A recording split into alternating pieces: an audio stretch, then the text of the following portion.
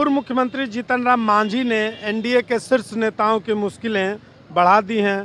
पहले तो मांझी ने भगवान राम को खारिज किया और अब कृष्ण भगवान के अस्तित्व पर सवाल खड़े कर रहे हैं। मांझी के बयान से भाजपा पूरी तरह असहज है। खाने सत्यनारायण स्वामी का पूजा से का मतलब है? मानते ही नहीं।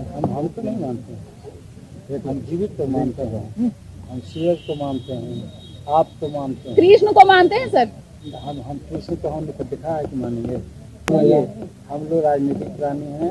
कहीं अगर हम लोग जाते हैं और मंदिर में ले जाते हैं तो हम मंदिर में भी जाते हैं, आपको खुश करने के लिए। मस्जिद में जाते हैं तो मस्जिद में टोपी पहन करके ऐसे आशीर्वाद मांगते हैं, आपको खुश करने के लिए। सब कुछ ये राजनीति नहीं है, खुश करने का है।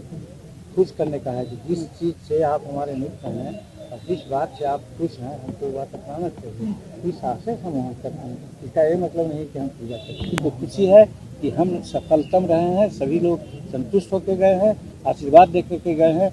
वोट भी देंगे आगे चुनाव में आपको। हम राजनीति की बात यहाँ पर नहीं करते, राजनीति की बात बाद में कीजिएगा। नाराजगी है उनकी, किनकी? ब्राह्मणों की। हाँ, तो आज से आए लोग खाना वाना खाए और जिस प्रकार से बात उन्होंने की, जिस प्रकार से श्लोक सीख रहा है, जिस प्रकार से शंख का वादन किया, इससे तो हमको नहीं लगता है। जो व्यक्ति हिंदुस्तान में कृष्ण को नहीं मानता हो, जो राम को नहीं मानता हो, जो उनके अस्तित्व को नहीं मानने की बात करता हो, वो अज्ञानता बस इस तरह के बयान देते रहे होंगे। अज्ञानता दिखाता है, दर्शाता है। चूँकि भारत में या भारत की जनता जो राम को नहीं माना, वो किसी काम का नहीं माना। भारत की जनता ने उसे खारिज किया। भारत की जनता ने, इसलिए ऐसे बयानों से लोगों को बचना चाहिए। चूँकि अपने पूर्वजों को भी लोग नहीं देखते हैं, तो क्या उस पर भी सवाल उठाएंगे? क्या सूर्य का अस्तित्व का बात है, तो सूर्य को कोई अगर नकारते हैं तो क्या सूर्य के उनके नकारने से उसका अस्तित्व खत्म हो जाएगा क्या? तो राम और कृष्ण का अस्तित्व नकारने से राम और कृष्ण का अस्तित्व खत्म नहीं होता है। जिस राम का नकारने की बात करते हैं और अंबेडकर को मानने की बात करते हैं, वही अंबेडकर संविधान के प्रथम पृष्ठ पर उसी राम को सम्मानित किए हैं। जिस ये सबरी को मानने वाले की बात करते हैं, वही सबरी राम को मानते हैं, लेकिन ये राम को नकारने की बात करते हैं, लेकिन सबरी को मानने की बात करते हैं। तो ये अज्ञानता है। नहीं, नुकसान तो एनडीए को है, और एनडीए में जितने घटक हैं वो सारे लोगों को नुकसान उठाना पड़ेगा। चूँकि एनडीए जीतती है तो सारे दलों के समर्थकों के वोटों से ही जीतती है, तो एनडीए को नुकसान होगा, बोलने वाले को भी नुकसान उठाना पड़ेगा। कि मांझी जी जो हैं वो न जाने क्यों एनडीए में रह करके भी एनडीए को टारगेट कर रहे हैं।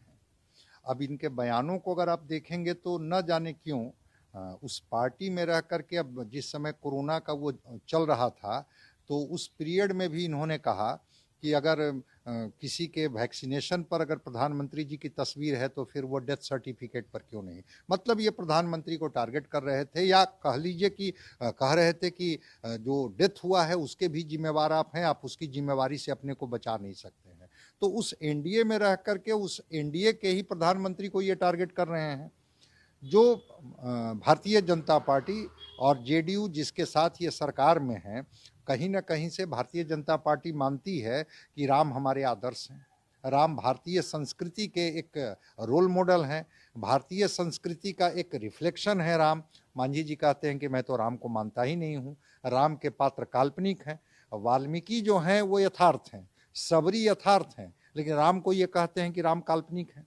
फिर अभी विगत दिनों देखा कि इन्होंने कहा कि मैं कृष्ण को भी नहीं मानता हूँ। फिर आपने देखा कि इन्होंने ब्राह्मणों को टारगेट किया। जिस हिंदू पोलराइजेशन की पॉलिटिक्स बीजेपी किया करती है उसमें दलित ब्राह्मण सबको लेकर के चलती है, और उसमें फिर इन्होंने एक खंडित बयान दिया। ब्राह्मणों के लिए इन्होंने किस शब्द का प्रयोग किया, और फिर जब ब्राह्मण इन पर अटैकिंग हुए तो फिर ये दलित ब्राह्मण का भोज कराने लगे। आइडेंटिटी क्राइसिस है। यूपी चुनाव में ये बहुत कुछ नहीं कर पाएंगे क्योंकि वहाँ पर ऑलरेडी दलित स्थापित नेता हैं, जहाँ पर मांझी जी के लिए कोई स्पेस नहीं है कि ये बयान दे करके और यूपी में दलितों को कोई ये मैसेज कर देंगे।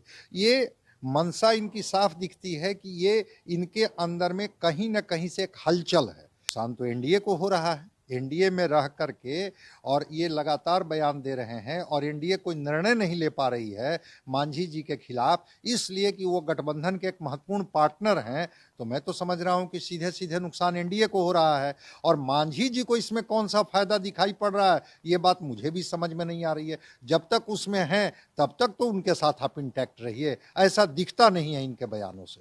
अयोध्या में राम मंदिर बनाने के लिए भाजपा ने राष्ट्रव्यापी आंदोलन छेड़ा था, लेकिन बिहार में भाजपा की सहयोगी पार्टी हम ने भगवान राम और कृष्ण के सत्ता को खारिज किया है। ऐसे में भाजपा को भय इस बात का है कि आने वाले चुनाव में मांझी के बयानों से एनडीए को नुकसान हो सकता है। रंजीत, ईटीवी भारत, पटना।